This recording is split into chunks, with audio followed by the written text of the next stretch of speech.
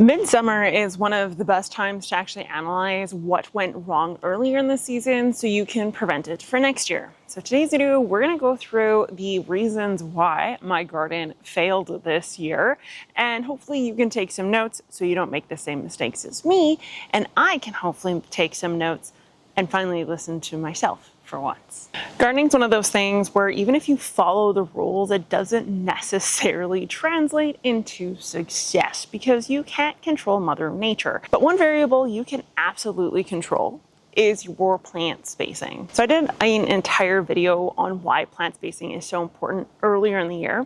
Then I proceeded to cram my plants into my beds, as per always. And then I did a video on far red light versus red light, and about how when we crowd things together, the amount of green the plant is exposed to will actually cause a delay in flowering, and a shade avoidance response is what we call it as well. And that is what I'm seeing throughout the garden. So where I normally should have flowers by now, I don't. I only have greenery. So if you want to know how to counter that, go check out that video. But one very obvious thing to do is to prune and to remove some of the green, however possible, because if you don't, that shade avoidance response will just continue and you will continue to not have flowers. Another variable you can control is actually the vitamins you take every single morning. And that leads me into today's sponsor, Ritual Vitamins. Ritual Vitamins has been a sponsor on this channel for at least 2 years now, I think. And you guys know that I personally, for the last 2 years, have been going through kind of a little bit of a health journey. And one of the things that I'm doing to help with that is actually taking a multivitamin. I've been taking the Ritual multivitamin. This one is the Woman 18 Plus is what I'm trying here in the last little bit. The reason why I actually enjoy Ritual vitamins so much comes down to the fact that they are heavily science-based. So they did a university-led clinical trial over 12 weeks. It was double-blind, randomized, and placebo-controlled, which is a pretty high bar when it comes to actual studies. And they did this study for 94 women between the ages of 21 and 40 years of age. This study actually showed an increase in vitamin D as well as omega. And as someone who lives in an incredibly cold climate with no sun and can hardly go in sun because of my paleness, vitamin D is always a bonus. Another really cool thing about this essential for women's 18 plus is that it is USP certified, which is one of the highest third-party quality certifications you can receive, and only 1% of multivitamins out there actually have them. And the USP certification is a way in which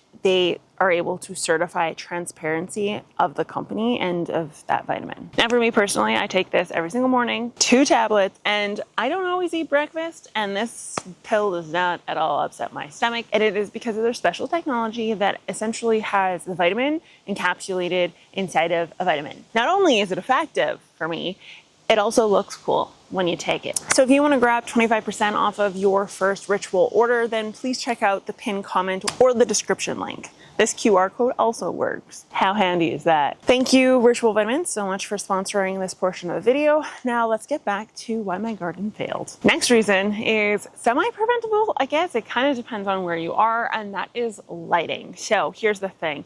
I have some ability to control lighting via removal of overhead trees, for example, but I can't move a building. And I live in the city, so there's buildings everywhere, all of which cast shade.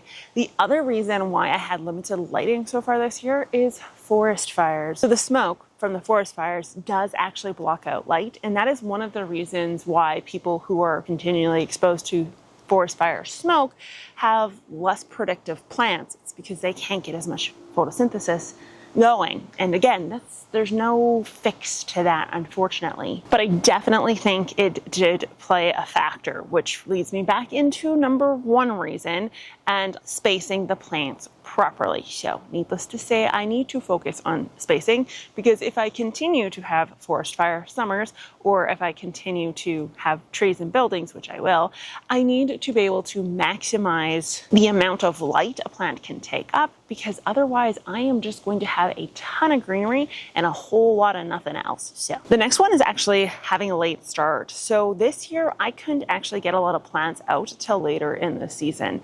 Now the reason for this is because the soil soil wasn't really warming up very quickly.